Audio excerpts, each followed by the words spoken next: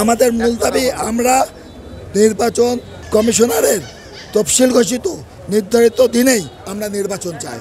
নির্বাচন নিয়ে তালবাহানা চলবে না। লয়ার্স কাউন্সিল এনসিপি যারা প্যানেল জমা দিয়েছে এবং প্যানেল প্রকাশ করেছে তাদের কাছে হেরে যাবে বিধায় এই বিএনপির যে অংশ আছে তারা নির্বাচনে হেরে যাওয়ার ভয়ে তারা নির্বাচন দিতে চায় না। তো তারা নমিনেশন পেপার দিচ্ছে না। আমরা চেয়েছি 30শে নভেম্বর নির্বাচন অনুষ্ঠানের জন্য অবশ্যই শান্তিপূর্ণ পরিবেশে নির্বাচন অনুষ্ঠানের ব্যবস্থা করা হোক।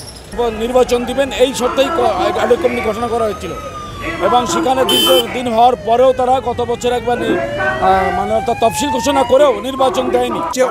সংবিধান লঙ্ঘন হচ্ছে, আইনজীবী ঐতিহ্য আইনজীবীদের মান সম্মান নষ্ট হচ্ছে এবং তারা স্বৈরাচারী মনোভাব পোষণ করছে, যা ফ্যাসিবাদের দোষর এবং ফ্যাসিবাদের কারণ উল্লেখ করছে। অর্থাৎ এই ক্ষমতা ধরে রাখা এবং এখানে অনেক অর্থ সম্পদ আছে, তার সঠিক হিসেব না দেওয়া, লুটপাট করার জন্য এবং নির্বাচন হেরে যাবে এই জন্য নিশ্চয় তারা ভয় পায় নির্বাচনকে। নির্বাচনে তারা তাদের পরাজয় নিশ্চিত জেনে তারা সাধারণ প্যানেল বা লয়ার্স কাউন্সিল যে প্যানেল দিয়েছে এই প্যানেলের তারা হেরে যাওয়ার ভয়ে এই নির্বাচনকে তারা স্থগিত ঘোষণা করেছে।